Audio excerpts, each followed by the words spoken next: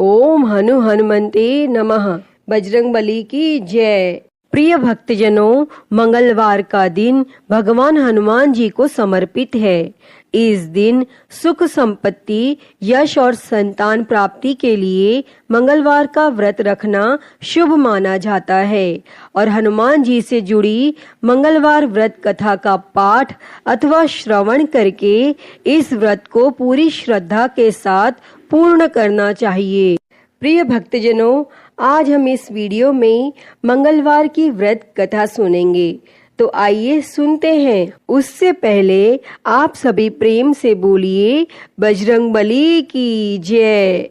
एक समय व्यास जी ने कहा कि एक बार नैमिषारण्य तीर्थ में 80,000 मुनि एकत्र होकर पुराणों के ज्ञाता श्री सूत जी से पूछने लगे, हे महामुने, आपने हमें अनेक पुराणों की कथाएं सुनाई हैं। अब कृपा करके हमें ऐसा व्रत और कथा बताएं जिसके करने से संतान की प्राप्ति हो तथा मनुष्यों को रोग, शोक, अग्नि, सर्व दुख आदि का भय दूर हो, क्योंकि कलयुग में सभी जीवों की आयु बहुत कम है। फिर इस पर उन्हें रोग चिंता के कष्ट लगे रहेंगे, तो फिर वह श्री हरि के चरणों में अपना ध्यान कैसे लगा सकेंगे। तब श्री सूत जी बोले, हे मुनियों, आपने लोक कल्याण के लिए बहुत ही उत्तम बात पूछी है। एक बार युधिष्ठिर ने भगवान श्री कृष्ण से लोक कल्याण के लिए यही प्रश्न किया था। भगवान श्री कृष्ण और युधिष्ठिर का संवाद तुम्हारे सामने कहता हूँ, ध्यान देकर सुनो। एक समय पांडवों की सभा में श्री कृष्ण जी बैठे हुए थे। तब युधिष्ठिर ने भगवान श्री कृष्ण से प्रश्न किया, हे प्रभु, हे नंद नंदन गोविंद, आपने मेरे लिए अनेकों कथाएं सुनाई हैं। आज आप कृपा करके ऐसा व्रत या कथा सुनाएं जिसके करने से मनुष्य को रोग चिंता का भय समाप्त हो और उसको पुत्र की प्राप्ति हो। हे प्रभु, बिना पुत्र के जीवन व्यर्थ है। पुत्र के बिना मनुष्य नरकगामी होता है और पुत्र के बिना मनुष्य पितृ ऋण से छुटकारा नहीं पा सकता और न ही उसका पुण्य नामक नरक से उद्धार हो सकता है। अतः पुत्रदायक व्रत बतलाएं। तब श्री कृष्ण भगवान बोले, हे राजन, मैं एक प्राचीन इतिहास सुनाता हूँ, आप उसे ध्यान पूर्वक सुनो। कुंडलपुर नामक एक नगर था। उसमें नंदा नामक एक ब्राह्मण रहता था और भगवान की कृपा से उसके पास सब कुछ था। फिर भी वह दुखी था। इसका कारण यह था कि ब्राह्मण की स्त्री सुनंदा के कोई संतान न थी। सुनंदा पतिव्रता थी, भक्ति पूर्वक श्री हनुमान जी की आराधना करती थी और मंगलवार के दिन व्रत करके अंत में भोजन बनाकर हनुमान जी का भोग लगाने के बाद स्वयं भोजन करती थी।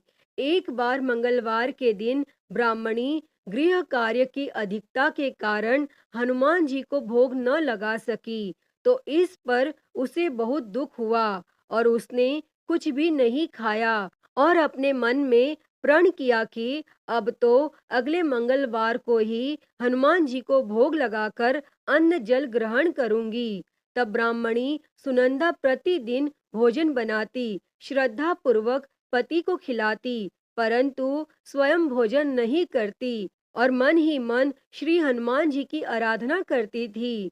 इसी प्रकार 6 दिन गुजर गए और ब्राह्मणी सुनंदा अपने निश्चय के अनुसार भूखी प्यासी निराहार रही और अगले मंगलवार को ब्राह्मणी सुनंदा प्रातःकाल ही बेहोश होकर गिर पड़ी। तब ब्राह्मणी सुनंदा की इस असीम भक्ति के प्रभाव से श्री हनुमान जी बहुत प्रसन्न हुए और प्रकट होकर बोले, सुनंदा, मैं तेरी भक्ति से बहुत प्रसन्न हूँ, तू उठ और वर मांग। तब सुनंदा अपने आराध्य देव श्री हनुमान जी को देखकर आनंद की अधिकता से विह्वल हो श्री हनुमान जी के चरणों में गिरकर बोली, हे प्रभु, मेरी कोई संतान नहीं है, कृपा करके मुझे संतान प्राप्ति का आशीर्वाद दें, आपकी अति कृपा होगी। तब श्री महावीर जी बोले, तेरी इच्छा पूर्ण होगी, तेरे एक कन्या पैदा होगी, उसके अष्टांग प्रतिदिन सोना दिया करेंगे। इस प्रकार कहकर श्री महावीर जी अंतर्ध्यान हो गए। तब ब्राह्मणी सुनंदा बहुत हर्षित हुई और सभी समाचार अपने पति से कहा। तब ब्राह्मण देव कन्या का वरदान सुनकर कुछ दुखी हुए, परंतु सोना मिलने की बात सुनी तो बहुत प्रसन्न हुए और विचार किया कि ऐसी कन्या के साथ मेरी निर्धनता भी समाप्त हो जाएगी। तब श्री हनुमान जी की कृपा से वह ब्राह्मणी गर्भवती हुई और 10वें महीने में उसे बहुत ही सुंदर पुत्री प्राप्त हुई। यह बच्ची अपने पिता के घर में ठीक उसी तरह से बढ़ने लगी जिस प्रकार शुक्ल पक्ष का चंद्रमा बढ़ता है। और 10वें दिन ब्राह्मण ने उस बालिका का नामकरण संस्कार कराया। उसके कुल पुरोहित ने उस बालिका का नाम रत्नावली रखा, क्योंकि यह कन्या सोना प्रदान किया करती थी। इस कन्या ने पूर्व जन्म में बड़े ही विधान से मंगल देव का व्रत किया था। रत्नावली का अष्टांग बहुत सा सोना देता था और उस सोने से नंदा ब्राह्मण बहुत ही धनवान हो गए। अब ब्राह्मणी भी बहुत अभिमान करने लगी थी। समय बीतता रहा। अब रत्नावली 10 वर्ष की हो चुकी थी। एक दिन जब नंदा ब्राह्मण प्रसन्न चित्त था, तब सुनंदा ने अपने पति से कहा, मेरी पुत्री रत्नावली विवाह के योग्य हो गई है, अतः आप कोई सुंदर तथा योग्य वर देखकर इसका विवाह कर दें। तब यह सुनकर ब्राह्मण बोला, अभी तो रत्नावली बहुत छोटी है। तब ब्राह्मणी बोली, शास्त्रों की आज्ञा है कि कन्या 8वें वर्ष में गौरी, 9 वर्ष में रोहिणी, 10वें वर्ष में कन्या, इसके पश्चात रजस्वला हो जाती है। गौरी के दान से पाताल लोक की प्राप्ति होती है और रोहिणी के दान से वैकुंठ लोक की प्राप्ति होती है। कन्या के दान से इंद्रलोक में सुखों की प्राप्ति होती है। अगर हे पतिदेव रजस्वला का दान किया जाता है तो घोर नरक की प्राप्ति होगी। इस पर ब्राह्मण बोला, अभी तो रत्नावली मात्र 10 ही वर्ष की है और मैंने तो 16-16 साल की कन्याओं के विवाह कराए हैं, अभी जल्दी क्या है। तब ब्राह्मणी सुनंदा बोली, आपको तो लोभ अधिक हो गया लगता है। शास्त्रों में कहा गया है कि माता पिता और बड़ा भाई रजस्वला कन्या को देखते हैं तो वह अवश्य ही नरकगामी होते हैं। तब ब्राह्मण बोला, अच्छी बात है, कल मैं अवश्य ही योग्य वर की तलाश में अपना दूत भेजूंगा। तब दूसरे दिन ब्राह्मण ने अपने दूत को बुलाया और आज्ञा दी कि जैसी सुंदर मेरी कन्या है वैसा ही सुंदर वर उसके लिए तलाश करो। और दूत अपने स्वामी की आज्ञा पाकर निकल पड़ा।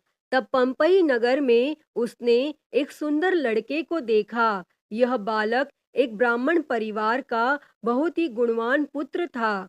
उसका नाम सोमेश्वर था और दूत ने इस सुंदर व गुणवान ब्राह्मण पुत्र के बारे में अपने स्वामी को पूर्ण विवरण दिया और फिर शुभ मुहूर्त में विधि पूर्वक कन्या दान करके ब्राह्मण ब्राह्मणी संतुष्ट हुए।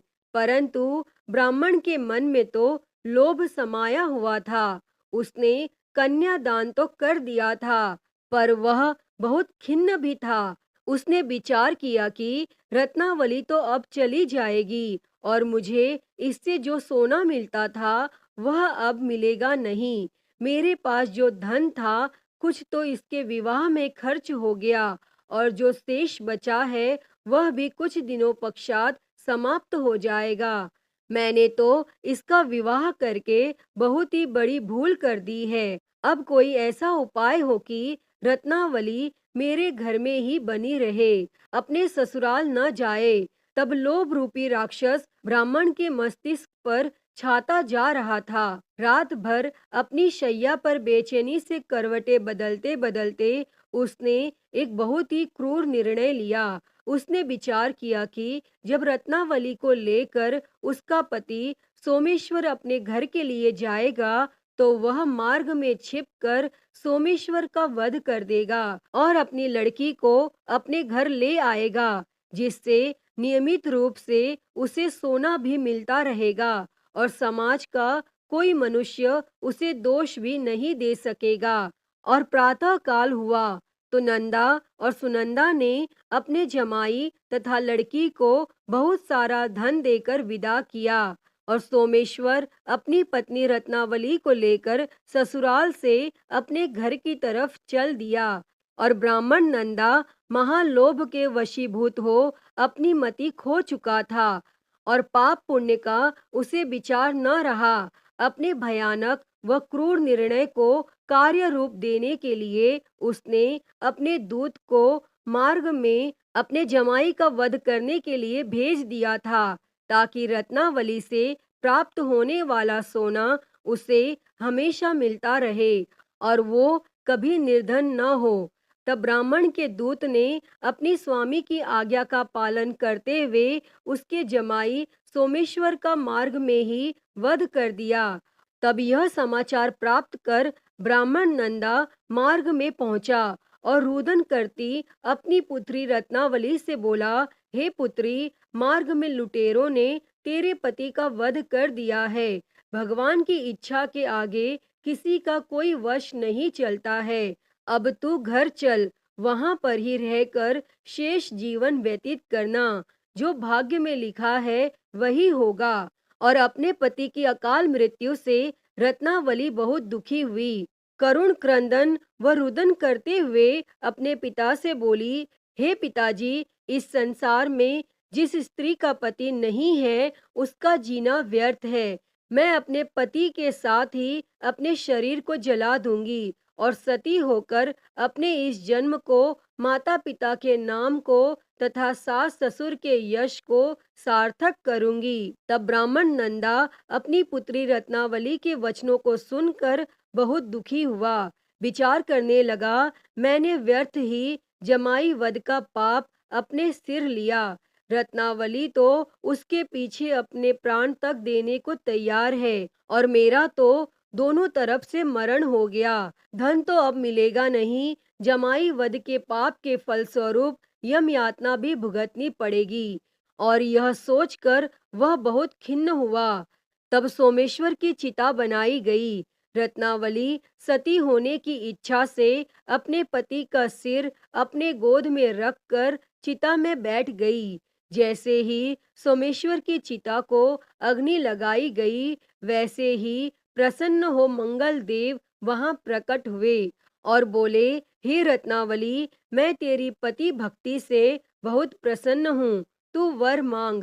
तब रत्नावली ने अपने पति का जीवन दान मांगा। तब मंगल देव बोले, रत्नावली, तेरा पति अजर अमर है, यह महाविद्वान भी होगा और इसके अतिरिक्त तेरी जो इच्छा हो वर मांग। तब रत्नावली बोली, हे ग्रहों के स्वामी, यदि आप मुझ पर प्रसन्न हैं तो मुझे यह वरदान दीजिए कि जो भी मनुष्य मंगलवार के दिन प्रातः काल लाल पुष्प लाल चंदन से पूजा करके आपका स्मरण करे, उसको रोग व्याधि न हो, स्वजनों का कभी वियोग न हो, सर्प अग्नि तथा शत्रुओं का भय न रहे। जो स्त्री मंगलवार का व्रत करे वह कभी विधवा न हो। और मंगल देव तथास्तु कहकर अंतर ध्यान हो गए। सोमेश्वर मंगल देव की कृपा से जीवित हो उठा। रत्नावली अपने पति को पुनः प्राप्त कर बहुत प्रसन्न हुई और मंगल देव का व्रत प्रत्येक मंगलवार को करके व्रत राज और मंगल देव की कृपा से इस लोक में सुख ऐश्वर्य को भोगते हुए अंत में अपने पति के साथ स्वर्ग लोक को गई। अतः हे मंगल देव, जैसी कृपा आपने रत्नावली और उसके पति सोमेश्वर पर की, वैसी ही कृपा इस कथा को कहते, सुनते और हुंकारा भरते सभी पर सदैव करना। तो सभी प्रेम से बोलिए, श्री मंगल देव की जय, श्री हनुमान जी की जय। प्रिय भक्तजनों, मैं उम्मीद करती हूँ कि आपको यह कथा पसंद आई होगी और अगर वीडियो अच्छी लगी हो तो इसे लाइक करें, ज़्यादा से ज़्यादा शेयर करें और कमेंट में बजरंग बली की जय लिखना ना भूलें और महाकाल भक्ति ज्ञान चैनल को सब्सक्राइब कर नोटिफिकेशन बेल को ज़रूर ऑन कर लें। हर हर महादेव। धन्यवाद।